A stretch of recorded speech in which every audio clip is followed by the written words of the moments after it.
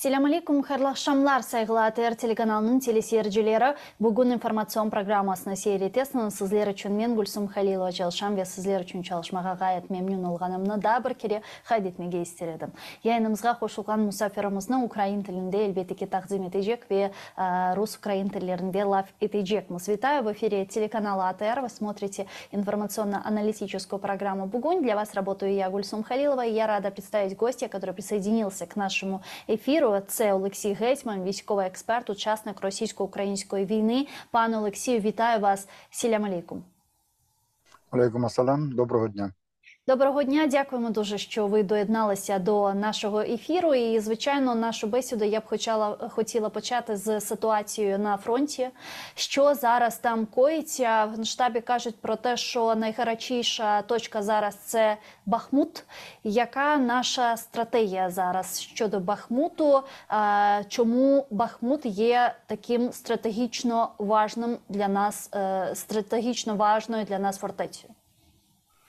Ну, Бахмут політично важливий для Російської Федерації. Вони постійно намагаються розповідати на своїх різних телеканалах, в соцмережах про те, що вони досягають певних перемог, що вони можуть там всіх перемогти, як вони це завжди розказують. Тому їм потрібна якась відносно гучна перемога, тому для них Бахмут – це політична складова. Останнім часом він почав грати ще і вагому військову роль, тому що росіяни намагаються тим угрупуванням, яке є біля Бахмуту, прорізати нашу оборону, починаючи від наступів на півночі від Лиману. Вони рухаються далі Бахмут, Авдіївка, Мар'їнка і до Вугледару. Тобто, якщо їм вдасться, з їхньої точки зору, прорізати нашу цю лінію якраз через Бахмут, то в них з'явиться начебто можливість рухатись від Бахмуту на північ до Слов'янську і від Бахмуту на південь до Вугледару, до навіть Гуляйполя і з намаганням вийти на південь Запоріжжя. Тобто, таким чином вони планують оточити велике угрупування наших військ, зробити два кільця таких, від Бахмута на північ і від Бахмута на південь.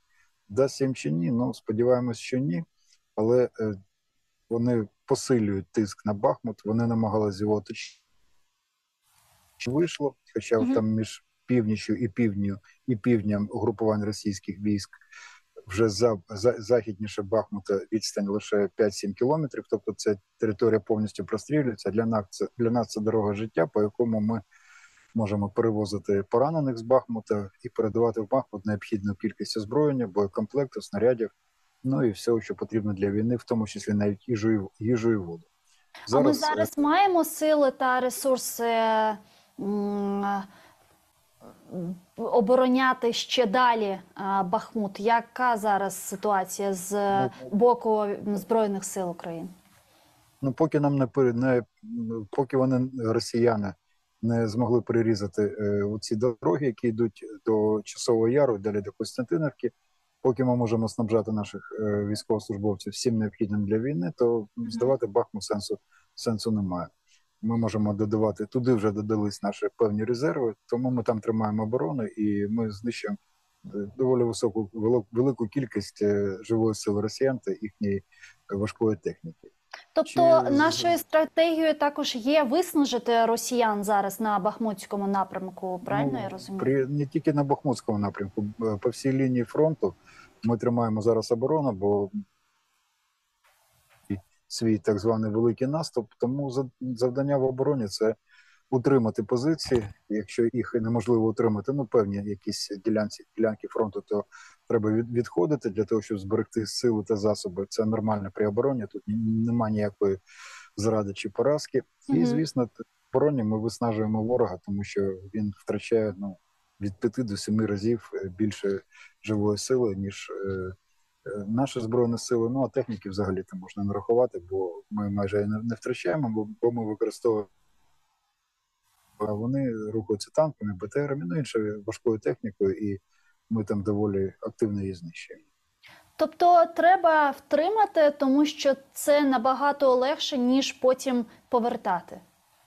Звісно, це стандартне правило, що краще втримати оборону, ніж потім це місто відвоювати. Хоча ми здавали місця, відступаючи, коли була навала на початку повномасштабної війни, потім ми ці міста повертали.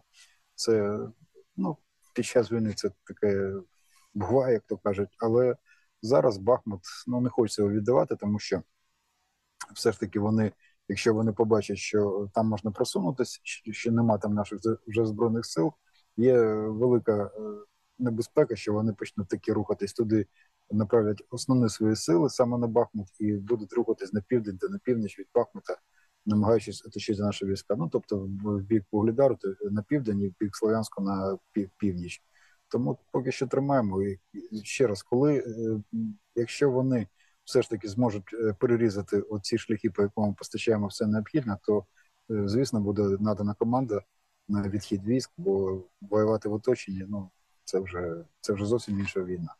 Ну, совсем недавно военно-политическое руководство Североатлантического альянса, оно делало заявление, они сказали, что даже если российским оккупантам удастся захватить и оккупировать Бахмут, это не будет иметь какого-то стратегического значения для них, и это никак не повлияет на ход войны в стороне России, то есть никакого успеха это, в принципе, означать стратегического для России не будет. Нет, все-таки они смогут после Бахмута попытаться атаковать, чтобы замкнуть два кольца, окружить наши войска. Но, скорее всего, там будут и другие населенные пункты, кроме Бахмута. Там будет, ну, трошечки западнее, там будет Часов Яр. Ну і далі там вже побудовані фортифікаційні споруди. Ми, якщо будемо відходити, ми відійдемо не просто в поле кудись, а там вже на заздалегідь підготовлені місця, і там можемо далі тримати оборону. Хоча тримати оборону в місті, ну, трошечки, ну, зручніше, тому що там ворог безпосередньо в місті, я не маю на увазі не навколо міста, він не може застосовувати важку техніку, бо в городі, в місті на танки їздити, ми ж розуміємо, безсенсово, там треба воювати переважно піхотою. А якщо доведеться відійти, то там вже буде більш-менш відкритий простір, і якщо потепліше і ґрунт стане більш, ну, твердим, що можна буде їздити важкою технікою, то, звісно, вони спробують туди кинути ще велику кількість різноманітної бронетехніки. І це буде важче тримати оборону, ніж безпосередньо в Бахмуті. Навіть якщо ми відійдемо, ну, навіть до Костянтинівки, що, ну, поки що навіть не розглядається таке питання, то це все одно не буде означати поразку у війні і якісь дуже важливі переваги для Російської Федерації. Тому поки можемо триматись, тримаємось. Коли це стане неможливо, чи це буде вже з нашого боку занадто великі втрати, то ми відійдемо. Часто кажуть, я думаю, ви про це мало би запитати, навіщо ми тримаємо за Бахмут, якщо ми там несемо великі втрати. Хочу зразу сказати, що ми несемо великі втрати, тому що йде війна. Якщо ми відійдемо від Бахмуту, то от з чого люди думають, що там західніше Бахмута, коли ми будемо тримати оборону, ми будемо внести менше втрати. Тому що в них, у росіян, ціль знищити нашу країну, захопити там всю нашу територію. Ну, вони кажуть, що тільки Донецьку та Луганську область, хоча в них вже плани є і на Запоріжжя, і на Херсонську область, навіть не Київ. Тому в них нема цілі захопити безпосередньо Бахмут. Це одна із складових їхніх планів. Тому я дивуюсь, коли кажуть, що давайте, щоб зберегти життя людей, давайте вийдемо з Бахмута. Ну, ми вийдемо з Бахмута, що далі? Що вони зайдуть з Бахмута, все, і зупинять війну? Ні, вони будуть рухатись далі, і далі ми теж будемо нести втрати. Ну, то есть стратегические цели России, стратегичные цели России полностью захватить Украину, полностью уничтожить Украину не изменились, а цели менялись только тактические, правильно я понимаю? Ну, вони з самого початку казали про те, що в них це спеціальна військова операція, що вони хочуть допомогти там Донецькій, Луганській, так званим народним республікам, ще там захистити російськомовне населення. Я не розумію, хто їх там пригнічував. Але це на початку було, а далі вони вже казали, що треба, ну, вони ж атакували Київ, в тому числі, вони хотіли поміняти владу в Києві і поставити якогось свого гауляйтера, який був би з їхньої точки зору легітимним, і він би міг підписати там певні домовленості капітуляційні з Російською Федерацією. Ну, тобто хотіли змінити владу.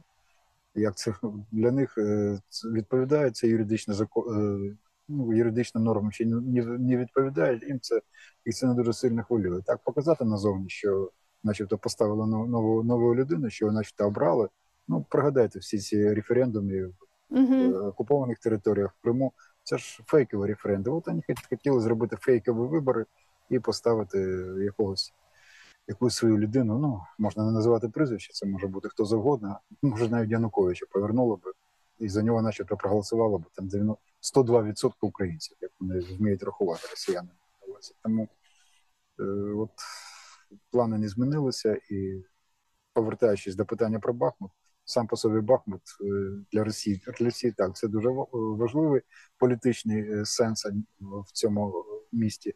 Але навіть якщо нам доведеться вийти з Бахмута, вони все одно не зупиняться, вони будуть рухатись далі настільки, наскільки це можливо, поки ми їх не зупинимо. Остаточно. Вместе с этим совсем недавно стало известно о том, что представители ЧВК «Вагнер» пытаются пробраться в Бахмут, пытаются штурмовать город и пробраться внутрь города, но пока что эти попытки безуспешные у вагнеровцев. Вот, пан Алексей, по вашим наблюдениям, как воюют вагнеровцы, чем их опыт войны и так далее отличается от тех мобилизованных или контрактников, которые также представлены со стороны России на фронте? Ну, Вагнер воює вже біля Бахмута більше, ніж півроку. Ну, взагалі, Вагнер був заснований в 2013 році, і з того часу він мав певні бойові дії в різних куточках світу.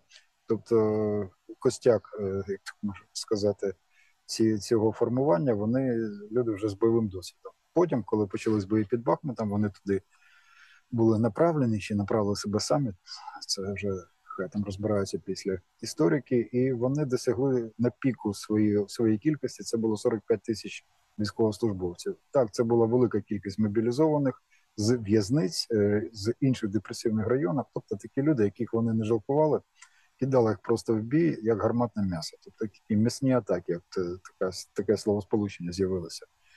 Більш підготовлені вагнерівці, дійсно, вони йшли позаду і так, їх вони шкодували. З цих 45 тисяч залишилось зараз не більше 7 тисяч. Тобто вважати, що там якась потужна бойова одиниця, це казати вже неможливо. Це тільки юридично, як то кажуть, де юра, це приватна військова компанія, де-факто це остатки, залишки цього, що колись було більш-менш потужно. Ну да, вот, кстати, многие военные эксперты тоже говорят, что Вагнер уже не те, совсем не те. Вони ті, тільки просто їх мало залишилось. Було 45, залишилось 7, тобто вони втратили дуже велику кількість. Вони втратили, це їх порахувати, це майже 80% особового складу, тому казати, що там щось боєздатне залишилось. Так, вони продовжують воювати. Я думаю, що зараз там воюють якраз найбільш підготовлені, ті, які мають бойовий досвід ще 2013 року. Можливо, такі, да, вони це більш підготовлені бійці, там вже перебили майже всіх цих кримінальників, але вони поки що залишаються. Там ще декілька військових формувань, там два полка парашютно-десантних Російської Федерації, мотострілкова бригада. Тобто там ще є війська, які воюють, і їх там велика кількість, тому що там зараз зосереджено приблизно до 40-50 тисяч російських військовослужбовців. Давайте рахувати, навіть якщо 40, то це означає, що лише з цих 40 лише 7 тисяч – це вагнерівці, тобто це кожен п'ятий, умовно кажучи. Тобто не можна казати, що там штурмує Вагнер. Може, що штурмує безпосередньо Вагнер. Може, вони йдуть в авангарді, може, вони саме ці штурмові групи, які намагаються пройти через річку Бахмутка, яка зараз їх там, вони стали для них перешкодою, яку вони не можуть подолати. Це не центр міста, в місті безпосередньо в Бахмуті. Може таким чином, а позаду вже йдуть більш регулярні війська. Але ще раз вважати, що Бахмут штурмує Вагнер, це дуже таке сміливе припущення, бо нема там вже такої кількості військовослужбовців, які б здатні були б це робити.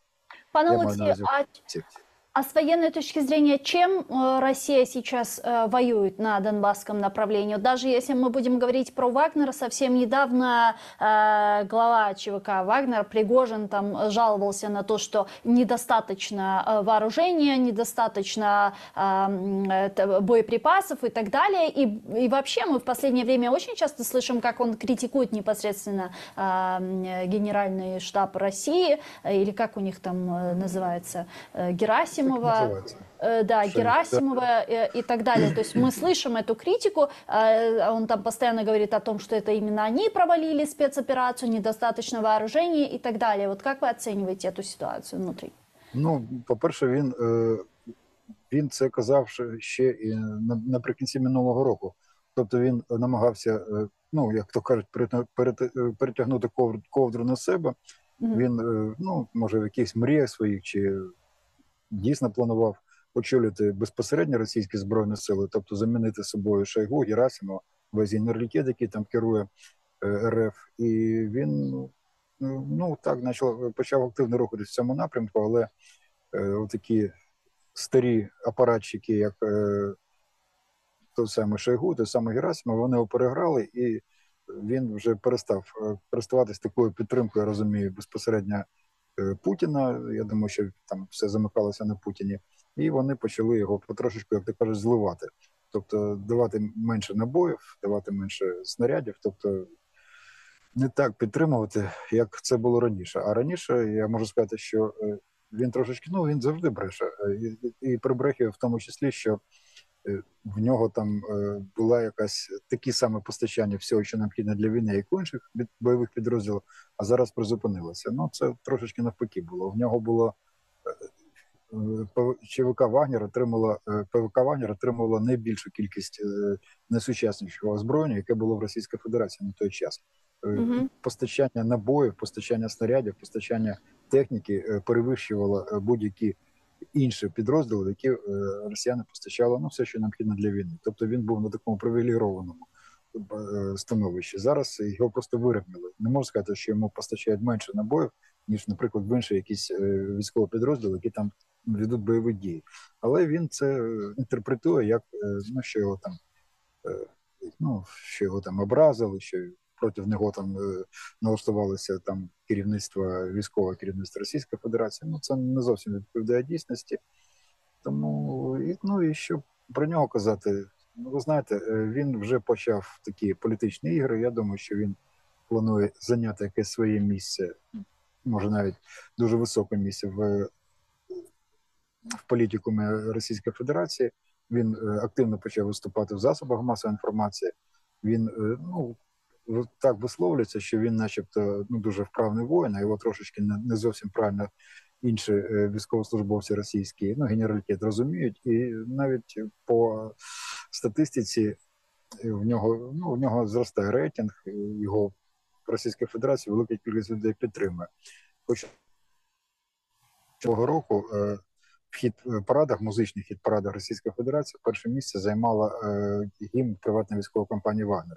Це фашистська пісня, виключно фашистська. Навіть ті німецькі пісні, які ми там, ну, всі чули в часів Другої світової війни, вони там зовсім інші тексти, вони, ну, дуже такі, ну, в порівнянні з гімном ПВК Вагнера, вони дуже такі толерантні, чи навіть не агресивні, можна сказати. Ну, давайте не будемо на цьому зосереджуватися, але це каже, що в нього дійсно вже з'явилася якась політична ціль його дій, і я думаю, що він, оця його залишки ПВК Вагнера, він буде намагатися їх основну частину все ж таки зберегти для якихось дій потім всередині Російської Федерації. Я не думаю, що це буде якесь військове протистояння з іншими там приватними військовими компаніями, чи там з ФСБ, чи з поліції, але, ну, він хоче мати певно там декілька тисяч людей, які вміють воювати, які озброєні, як аргумент для якихось там перемовин чи домовленостей всередині России. А есть чем вооружать сейчас российскую армию? Потому что мы все чаще и чаще видим сообщения о том, что Россия уже на фронте использует старые танки, какие-то остатки вооружений Советского Союза, и ракеты и так далее. А вот современные модернизированные вооружения остаются все меньше и меньше, а даже если они их производят, то это занимает много времени, так как санкции и запас комплектующего не так много, а поставки запасов комплектующего в связи с санкциями, они в Россию приходят не очень быстро, а через обходные пути, там разные схемы, через там, Казахстан и так далее приходят какие-то запчасти, и поэтому нужно время для того, чтобы производить новые ракеты, производить новое вооружение. Ну, в них військово-промисловий комплекс досі працює. Ну, він перейшов на більш такі, на 3 зміни в праці, там 6 днів на тиждень, але навіть при такій потужності вони все одно не здатні виробляти більше, ніж, ну, наприклад, 20 танків на місяць. Тобто, ну, 30 – це максимум, що вони можуть робити, тому що по-іншому в них не виходить. Ну, це треба побудувати ще декілька заводів, тоді вони зможуть виробляти танків більше. Мається на увазі сучасних танків. Стосовно ракет, вони можуть виробляти приблизно 1,5 ракети. Я маю на увазі всіх модифікацій, там і крилатих, і балістичних, які в них є. Ну, мається на увазі Іскандери, я не кажу про стратегічні балістичні ракети, які там в шахтах знаходяться, чи на підводних човнах. Вони можуть виробляти 3 ракети за 2 дні. Тобто це їхня потужність їхнього військово-промислового комплексу. Тому, звісно, для того, щоб поповнити ті, частини, які знаходяться на війні, їм потрібно розконсервовувати все, що в них залишилось на стратегічному зберіганні по 20, 30, навіть 50 років і відправляти це на фронт. Оці танки, які вони відправляють, Т-62, там інші танки, їх навіть називають лисі танки, тому що там нічого навісного на них немає. Тобто нема лазерних прицілів, приборів нічного бачення, все, що робить танк сучасним, а не просто трактор з гармати зверху. Ну, тут є така невеличка помилка, чи не помилка, а не зовсім правильна інтерпретація того, що багато, чи мало в них залишилось. Вони розконсервовують і витягують все зі своїх складів, тому що вони сформували новітні підрозділи, оці мобілізовані 300 там, чи 500 тисяч, вже тут різні цифри називаються. І для того, щоб цих людей озброїти, є певні штатні розклади їхні, що має бути на кожних там 100 людей мобілізовано, скільки має бути там танків, БТРів, таке. Тобто як формуються їхні військові підрозділи, там батальйони, полки, армії навіть. І от цього їм дійсно не вистачає. Але не вистачає їм саме на цих новітніх, свіжомобілізованих людей, їм не вистачає техніки. Тому вони тягнуть всю техніку зі складів. Але поки що в них техніки, давайте, танків, гарматів, навіть літаків в тому числі, набагато більше, наприклад, ніж в Збройних силах України, щоб ми це розуміли. Тобто в них тільки на північному, там на Лиманському напрямку, це біля 2000 танків і важкої техніки. І так само на Вугледарі теж біля 2000 танків і іншої важкої техніки. І по 700 приблизно стволів різноманітної артилерії. Тобто це потужна сила. Казати, що в них там мало що залишилось, тому вони там якийсь металобрух тягнуть зі складів. Вони тягнуть металобрух на новітні підрозділи. Ті підрозділи, які в них вже є, вони озброєні по повному штатному розкладу. А от новітні, оці 500 000 людей, які вони мобілізували, вони будуть забезпечені не так, як ті підрозділи, наприклад, які вторгалися 24 лютого минулого року, це буде переважно легка піхота, тобто це буде багато людей зі зброєю, але без важкої техніки. Це не така потужна сила, звісно, якби вони були вооружені як треба, але це все одно дуже велика кількість людей, і це люди зі зброєю, з гранатометами, з кулеметами, і вони наступають, не шкодуючи своїх людей, хвиля за хвилею, і отаку велику кількість людей стримувати, повірте, дуже важко. Дуже важко. Ну а если говорить про те поставки вооружения, которые осуществляются в Украину, и то, чем воюют сегодня вооруженные силы Украины, можем ли мы сказать, что преимущество именно в плане оружия, в плане вооруженности наших военных, оно все-таки на стороне Украины? З точки зору якості, так, в нас більш сучасна і більш якісна зброя, але по кількості, ну, росіян більше, у них більше танків. Ну, дивіться, тільки на Лиманському напрямку біля 2000 танків, да? Тільки що ми про це поговорили. Ми хочемо отримати, і нам президент Байден пообіцяв, що ми загалом отримаємо 700 танків різних модифікацій, в тому числі Леопард, може це буде Абрамси, може це буде ну, скоріш за все, це буде Леопард 2 все ж таки.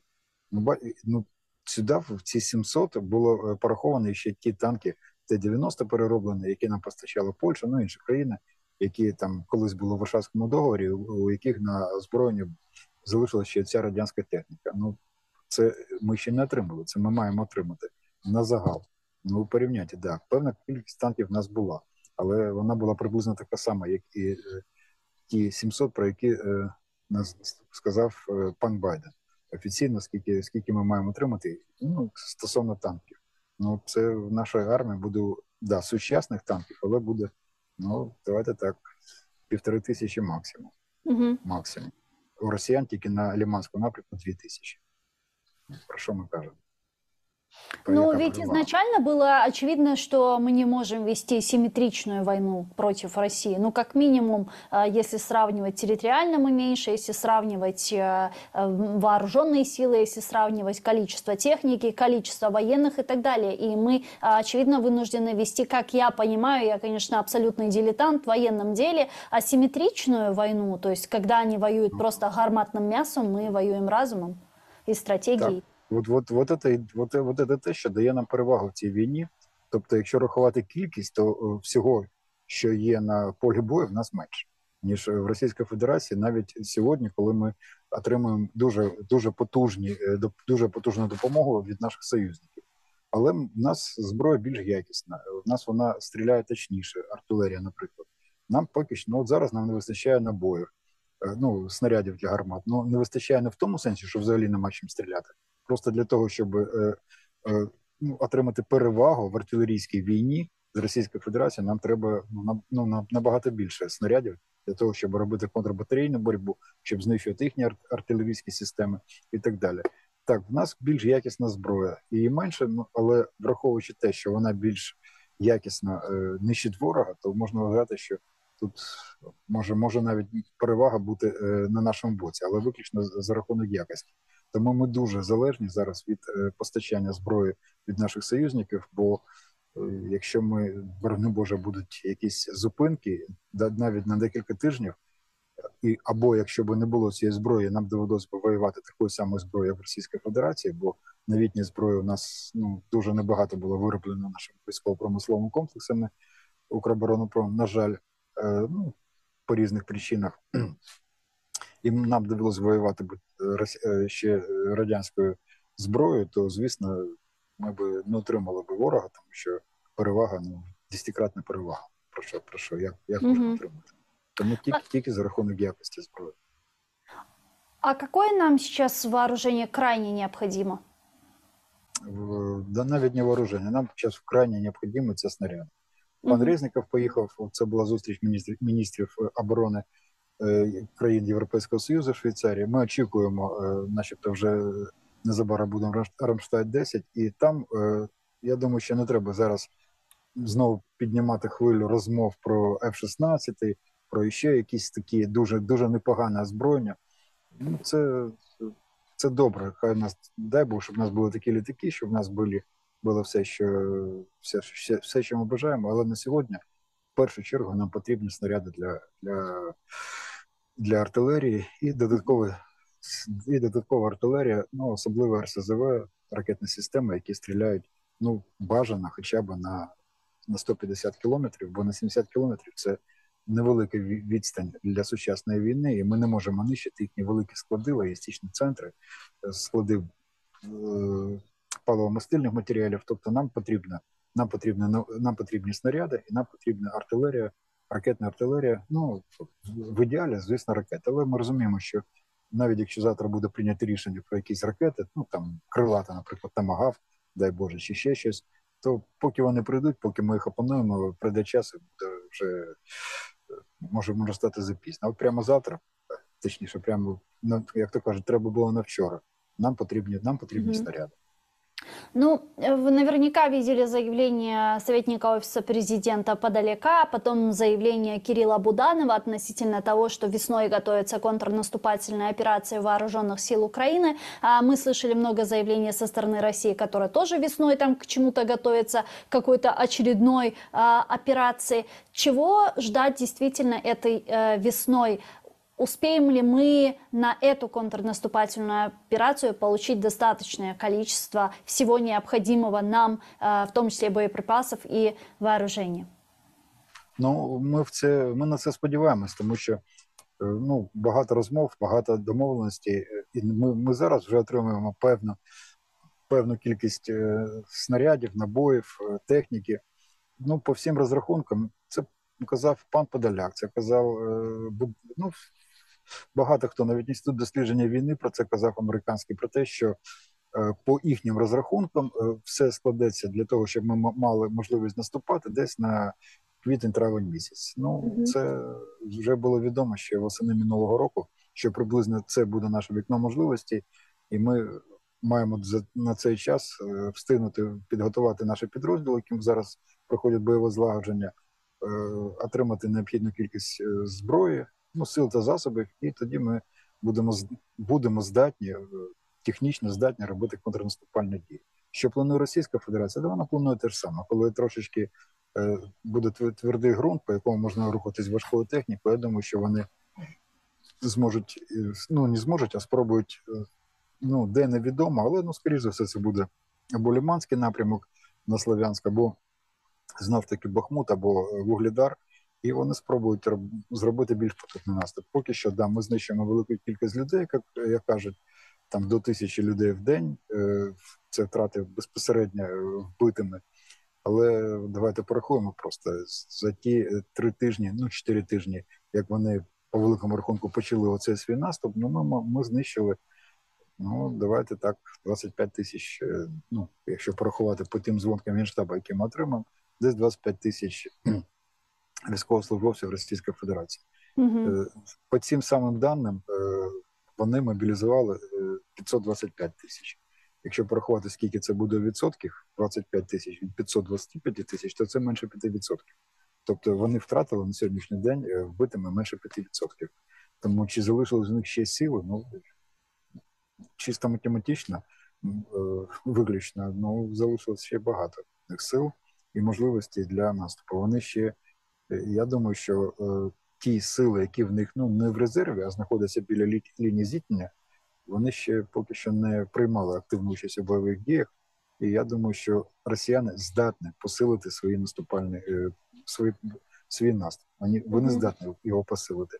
Чи вдасться їм після цього кудись просунутись, коли вони задіють майже все, що в них там залишилось, весь резерв по великому рахунку, то це невідомо. Ми сподіваємося, що не зможуть, але ви знаєте, загадувати на війні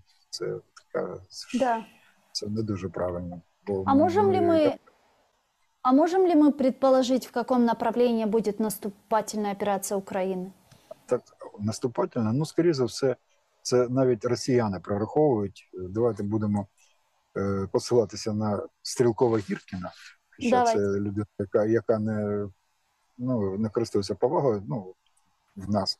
Але він військовий, професійний, і він так більш-менш аналітично може розмірковувати. Інколи його висновки, вони суто військові, не політичні, не коментарі, що там треба всіх українців вбити, чи ще щось, але чисто військово, в нього такі мають сенс інколи. Він каже, що, скоріш за все, наступ України, тобто нас з вами, буде на півдні, тому що ми бажаємо, дійсно бажаємо перерізати постачання, зв'язок з Кримом і того групування, яке знаходиться на лівому берегі річки Дніпро, південніше Херсона, перерізати від постачання чогось по суходолу з Російської Федерації, тобто вийти на узбережжя Азовського моря.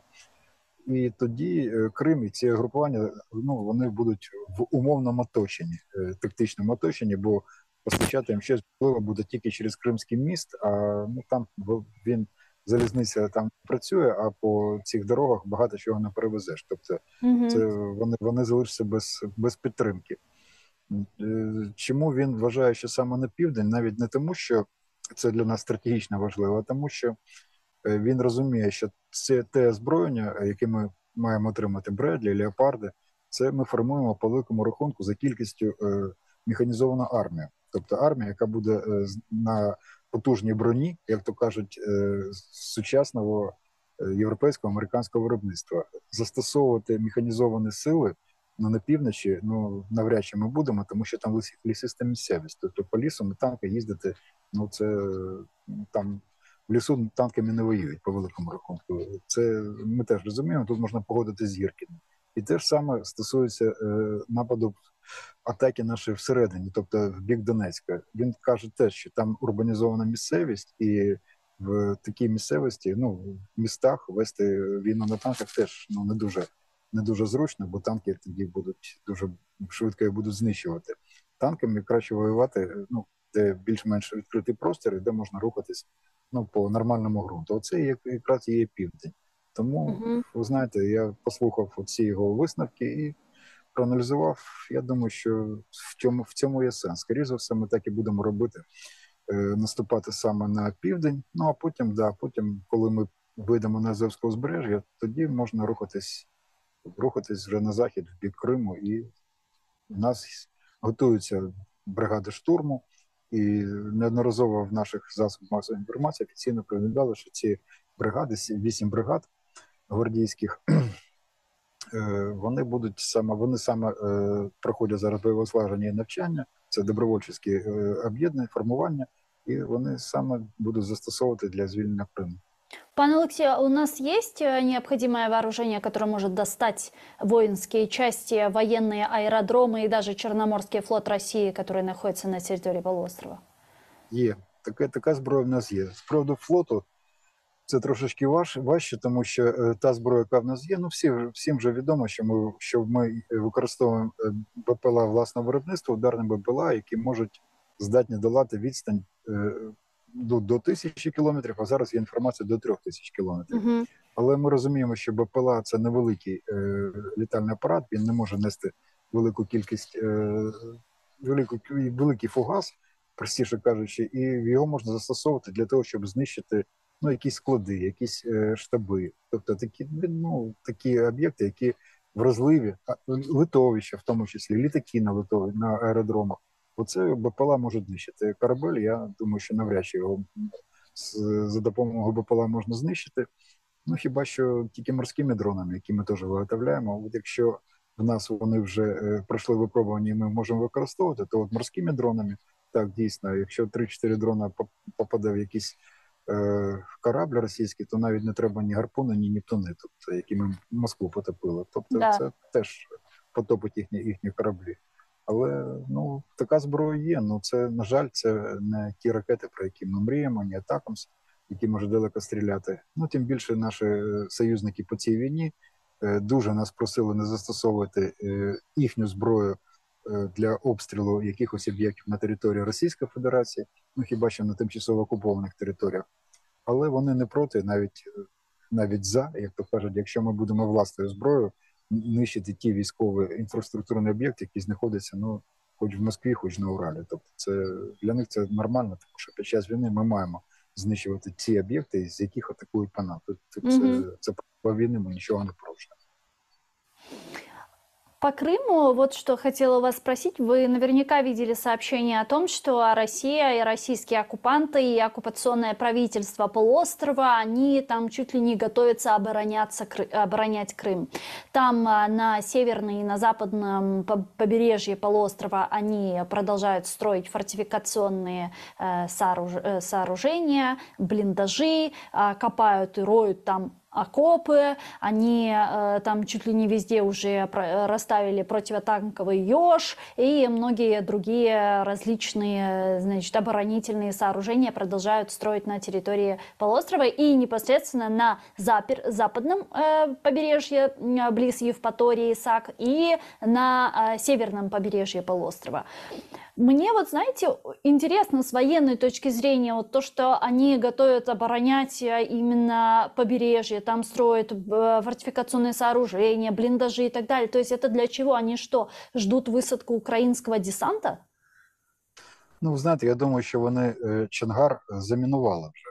Мгм. Прохід вони, думаю, там приїхати важкою технікою буде неможливо, тому, скоріше за все, нам доведеться робити якісь дії, атакувати з моря. Це має бути якийсь десант, тому що, ну, ви не гірше мене знаєте, як добратися по суходолу в Крим, безпосередньо на півострів, і якщо там все замінувати, ці невеличкі ділянки, по яким можна проїхати, то, звісно, проїхати там буде просто неможливо. Тем Тому более там очень це узкий перешеек, да. Мгм. так, там 3 кілометри, да, наскільки я не помиляюся, навіть менше. Там ні, менше, які 3 кілометри. Де там? Це вздовж. Ні.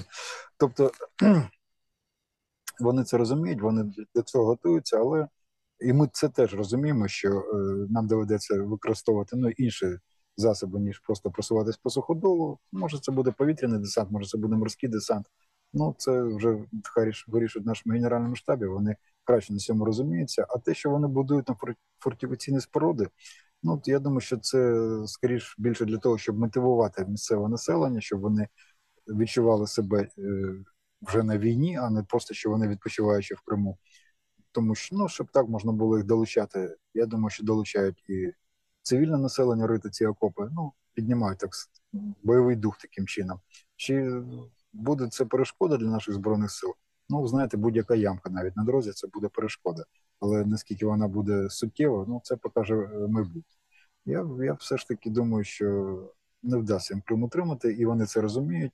Військовослужбовці російські, які знаходяться в Криму, починають вивозити з Криму свої родини, Мгм. тому що так тихенько це роблять для того, щоб начальство не впіймало на цьому. А ті колаборанти, які відкрито виступали проти, будучи громадянами України, відкрито виступали проти української влади, колаборанти, що тут ще додати, то ці люди потрапляють під нашу 111 статтю Кримінального кодексу «Державна зрада», і вони не попадають ні під які Женевські конвенції, по Червоний Хрест, тобто вони будуть заарештовані і будуть засуджені нашим судом, як люди, які зрадили батьківщину, і вони це розуміють, а там великий термін покарання, і такі колаборанти теж починають тікати з Криму. Це дуже добра ознака, тобто вони, навіть дивлячись оці пропагандистські їхні там Соловйова, Скабєєва, всі Манянці, всі, хто там ще всім розповідає, вони роблять вигляд, що вони їм вірять, ці байки, що локшина на вухо, що вішають, а насправді розуміють, що рано чи пізно тут будуть наші війська, буде Україна, і тому вони тікають. Но единственный путь, по которому они сейчас могут бежать с полуострова, это Крымский мост. Но Крымский мост – это законная цель, и мы знаем, что именно через этот мост осуществляются поставки вооружения на территорию полуострова, милитаризация полуострова, и это первая цель номер один, как сообщали, в том числе в Генштабе Украины Вооруженных сил. Когда, по-вашему, может быть ликвидирован Крымский мост? Это должно произойти после того, как российские оккупанты будут вынуждены покинуть полуостров, или до, чтобы те оказались в ізоляції? Ну, ви знаєте, я думаю, що коли почнеться наступ, вже безпосередньо наш контрнаступ, і він почнеться, коли навіть не наш контрнаступ почнеться, а коли почнеться наступ на Крим, звільнення Криму, от тоді, я думаю, що от тоді треба буде руйнувати цей міст, поки що, витрачати, ми зруйнуємо, вони відремонтують і зможуть знову по ньому рухатись. Щоб два рази не руйнувати, я думаю, що ми просто чекаємо час, коли почнеться вже наше звільнення Криму, тоді, звісно, цей мост ніхто не буде, він буде знищений. В нас є для всього сили та засоби.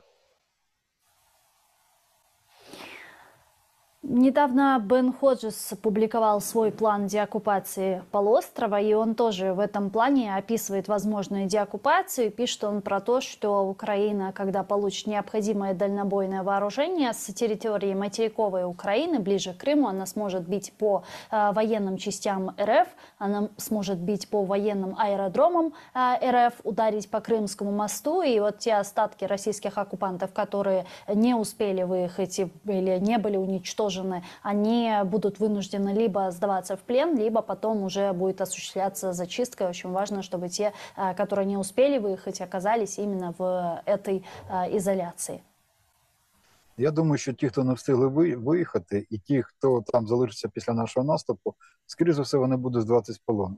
Вірю в те, що вони будуть там триматися в такому оточенні там до останнього. Там, ну, ви знаєте, той моральний дух, який зараз є в російській армії, він, він не налаштований на такі роздуми. Я думаю, що вони будуть воювати, поки будуть боятися свого керівництва. У них же там застосовуються розстріли, страти за те, що люди відмовляються виконувати наказ. Тому цей страх їх тримає. Коли там впаде оця вертикаль влади, великої влади військової, і вони зрозуміють, що ніхто їх страчувати не буде, бо нема кому вже, бо генерали першим будуть тікати, ми ж це розуміємо. У нас навпаки, а у них це керівництво буде тікати в першу чергу. То тоді вони, я думаю, вони складуть зброю і здадуться в полон, тому що сенсу, ну, сенсу їм там воювати нема, бо їх вони розуміють, що просто наші збройні сили просто знешкодять, а так в них є шанси залишитися живим, і вони знають, що ми не знущаємося над полоненими, що ми дотримуємося всіх гуманітарних правил,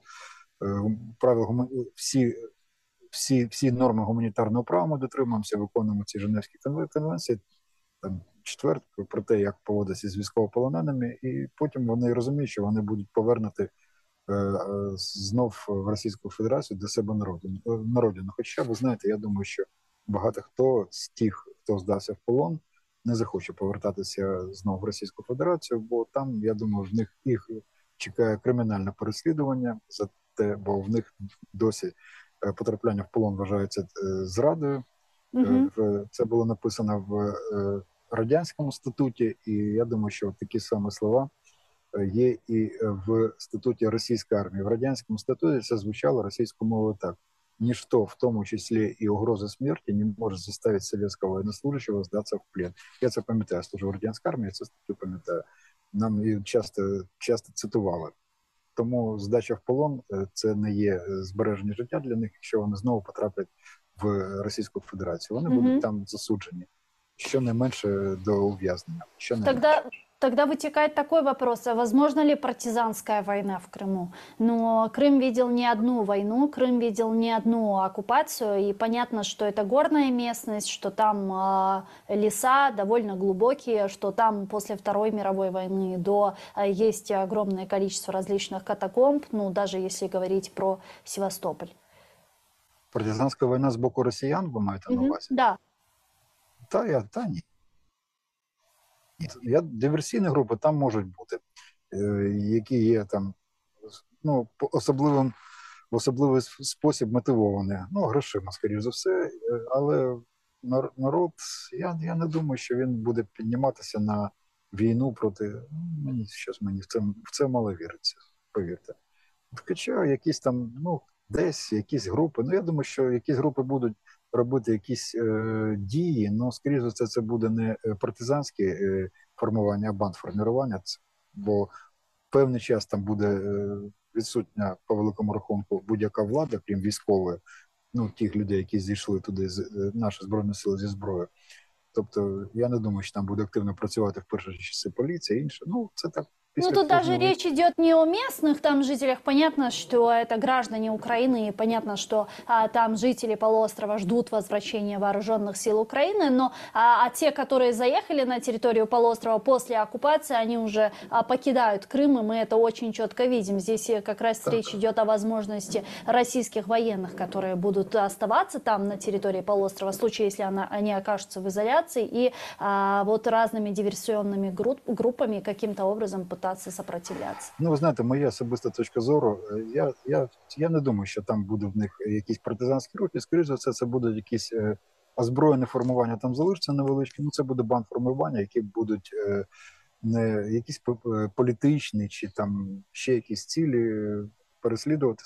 Це вони будуть просто грабувати. Це ж тільки можна, поки буде така можливість, поки там не встановиться вже чітка влада, повністю, як це на іншу територію нашої країни, ну, це ж після деокупації потрібен буде певний час. Ми ж це чудово розуміємо, поки не ведеться там влада. От поки він буде наводитись, бандформування там будуть існувати, а потім, ну, їх хто встигне, то втече, хто не встигне, того знищать вже не військові, а поліціянти наші. И, пан Алексей, вот такой еще вопрос, который задаются не только украинские журналисты, не только журналисты, а даже многие политики, в том числе и западные, это, конечно же, возможность применения ядерного оружия, особенно если речь идет о деоккупации полуострова. Как вы думаете, вот такая возможность, она уже нивелирована или же все-таки сохраняется некая угроза? Ну, дивіться, вона зберігається, ця угроза. Вони постійно, росіяни шантажують весь світ своєю ядерною зброєю. Хоча, по великому рахунку, там не факт, що та ядерна зброя ще функціонує, бо в неї є термін придатності. Більше 20 років будь-яка заряд, там, чи ракета, чи бомба, вона має бути потім перероблена. Вона не має термін безкінечний. 20 років, все, це максимум. Після цього треба боєголовку змінювати. Це тому обслуговування ядерної зброї – це коштовна річ. Ці застосують вони цю зброю безпосередньо десь біля Криму чи де-не-де. Ну, ви знаєте, всі чомусь зосереджуються на шкоді, що шкода від ядерної зброї – це саме радіоактивне забруднення. Це п'ята складова ядерної зброї, не менш потужна, не менш вразлива для ворога. Там перше це йде, звісно, вибухова хвиля, потім йде електромагнітна хвиля, яка йде, руйнує там всі прибори, потім там йде теплове випромінювання. І тут тільки вже наприкінці йде радіоактивне забруднення місцевості. Просто треба розуміти, що будь-який ядерний заряд, він не має великої кількості радіоактивних елементів. Тобто, ну, в атомній станції, де там сотні кілограмів цієї речовини, яка в разі поломки, як на Чорнобилі, потім багато забруднює територію. В бомбі ну, невелика кількість, там 40-50 кілограмів цієї речовини, і вона майже вся використовується під час вибуху, там залишається дуже невелика кількість радіоактивних елементів. Так, є радіоактивне забруднення місцевості, але воно, по-перше, недовго тривало, по-друге, не таке велике. Ну, Хіросіма Нагасакі було атаковано колись атомною зброєю, там вже через півроку люди спокійно жили, там вже не було ніяких наслідків. Да, ті, хто отримав безпосередньо під час вибуху, да, ці люди постраждали, але потім, тобто це не якась там, не якийсь апокаліпсис. Чи будуть вони застосовувати цю зброю? Ну, скоріше за все, ні, тому що американці і інші наші партнери по НАТО їх попередили про наслідки, яких очікують. Не просто, що буде погано, а вони чітко розповіли, як саме буде погано, що зроблять американці, і росіяни, керівництво розуміють, що краще їм не застосовувати ядерну зброю, бо те, що хочуть зробити наші партнери по НАТО, вони не зможуть, росіяни не зможуть зупинити або уникнути. Це по-перше. По-друге, ну, ядерна зброя, вона корисна, коли використовують або по містах, як це планувалося ще під час Холодної війни, ну, чи навіть під час Другої світової війни, або по великому скупченню військ. В полі кидати ядерну бомбу, ну, навіщо, щоб що? Щоб завдати шкоду невеликій кількості військовослужбовців супротивника, ну це, ви знаєте, просто зараз немає такої тактики війни, коли зосереджується велика кількість людей, ну, за виключно росіян, в одному місці. От коли, якщо б таке було, як при першій, ну, навіть при Другій світовій війні, тоді було б доречно використовувати ядерну зброю. Зараз це просто, ну, цьому на полі бою, в полі, ну, сенсу просто нема. Вона не задасть великої шкоди супротивнику, тобто нам, якщо вони будуть використовувати проти нас. Але вони отримують такі наслідки, що вони для них будуть катастрофічні. Дякую вам дуже. Дякую вам дуже, пане Олексію, що доєдналися до нашого ефіру та відповіли на наші запитання. Çok sağ olun yayınımıza hoşçakalınız için. Радий був вас бачити. Взаємно. Слава Україні. Олексій Гетьман був з нами на прямому зв'язку. Військовий експерт та учасник російсько-української війни. Залишайтесь з першим кримсько-татарським. Görüşkence arkadaşlar.